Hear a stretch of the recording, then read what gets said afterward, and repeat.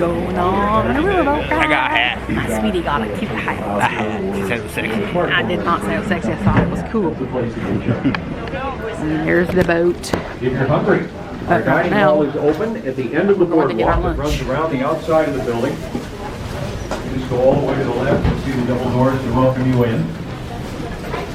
As an alternative, there are boxed lunches, salads, and beverages available. Rolls. We got butter. Yeah, okay. I'll have a roll. They're supposed to be warm. I'll get a roll. Butter. You get a roll. I didn't get a roll butter. One here. Yeah, that was yours. I'll try one. I'm very brave.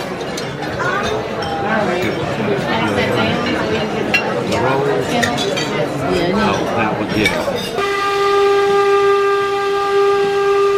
And for heaven's sakes, please do not miss this very emotional farewell off to the starboard side, because our crew practices that for you all winter long. Whistle. I miss you and too. wave. It plucks the heartstrings, doesn't it? Now, Charlie Binkley had a son named Jim. Thanks for the stew. And it was Captain Jim Binkley. He is up off the river coming along our left side.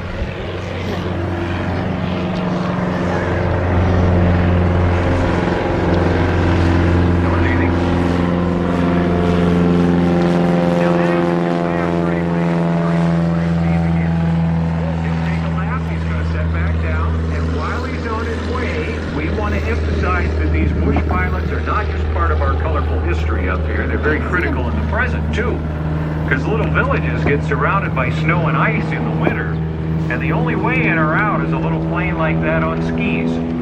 A friend of ours told us years back of that December call from the hospital, there was a young lady going into labor in one of those villages.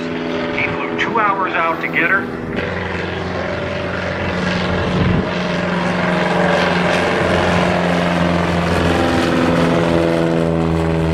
Coming up on the right over here is a very special bit of Binkley family history. This is discovery number 1, which you can also see on the monitor. You probably knew she was one of ours from the color combination. This is the original, built by Captain Jim right out in his backyard in 1955. And she was a little smaller to start out, but when he wanted to increase capacity to 150, he cut it in half and added 10 feet. So that's how you see her today. Dollars at today's price.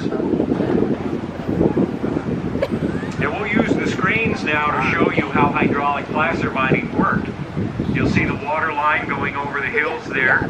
That pipe got narrower on the other side, which increased the velocity of the water, so then they could shoot it out of these big nozzles and prep the ground for dredging. That one guy in the checkered shirt there could do the work of 15 to 20 with picks and shovels. And then the dredges lumber up there like a big dinosaur and sift through that material, keeping the gold and then spitting all the rest out the back. Anytime you have these puppies out and play, it's always a great day. And you never have cold hands either. Well, they get more capable every day, and we want to get into some of what they're learning. But let's take this back to the beginning now, because the relationship, the idea of getting to know each dog, is what has made this such a successful kennel over the years. And I'm wondering, how early in the life of a little dog does that bonding begin in a meaningful way? Well, the bonding begins the day they're born, and that is so important to us because we're going to be spending our whole lives together on lots of adventures out in the wilderness. So it's important that, of course, to trust and be trusted relationship starts. And so what we do on the day they're born, we pick them up, hold them. Run out of challenges in the yard well before they're big enough to put in a harness. So what are you going to do next to keep them growing and developing? What we want to do, but the final thing we look for is something that neither the older dogs nor I can teach them. And that's an instinct that comes from deep within these dogs. It's called the instinct to pull. And what that is, of course, you'll see is the love, joy, and desire that each one of these dogs have to run as part of a team pulling a sled down their trail. But as you're probably noticing, as we add dogs, we add power. So I've modified this four-wheeler in a couple ways to accommodate all that power. Now, number one, I've removed the engine. If you'll notice here, there's no engine in there to help me go forward. I only have dogs, and I've got plenty of those. Number two, I've reinforced these brakes so that I can have a little ability to slow quickly out of here before you're ready to go.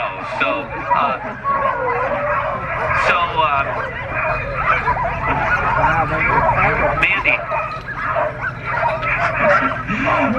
Always a lot to do. So what you want to do is make sure that everything is ready to go. Now we're ready to go, so I'm going to take off. But I have a radio, so I can give you a call from the other side and let you know how everything's going. It is tragic that not even gets started. All right.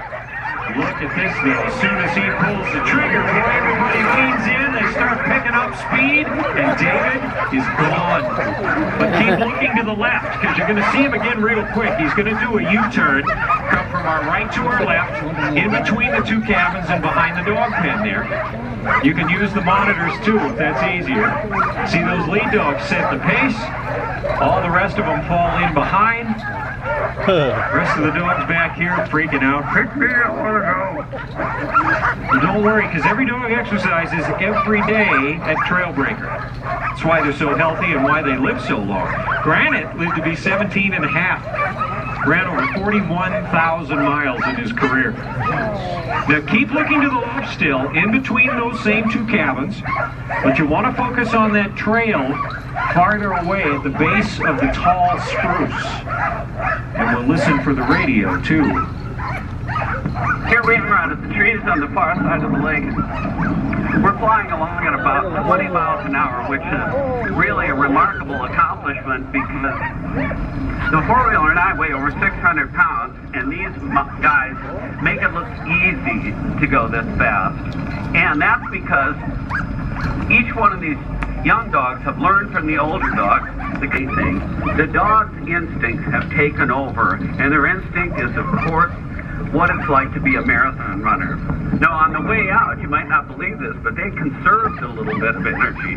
So as the finish line approaches, they call on those reserves, go even faster, and we'd be winning races with this team. Tell you more when I get back. Cookies, donuts, hot chocolate, coffee, And all that food at the stew and vegetables and salad. It was all good. from real harbor seal. No. Yummy. Is the Chena Village, where we're going to stop after we turn around. And you'll get to explore what we like to think of as a living museum. It's an area that we preserve, just like this actually, much like the village. And we're going to learn about fish camp. You see the wheel turning to the right, and our expert on salmon, Bevan, with the catch of the day. Hello over there. Hello everyone. Here I have a chum salmon, and when you folks turn around and come back upriver, I'm going to share with you how we turn this into food for our dogs and a little bit about fish camp life. All right, 4 of them are still in velvet.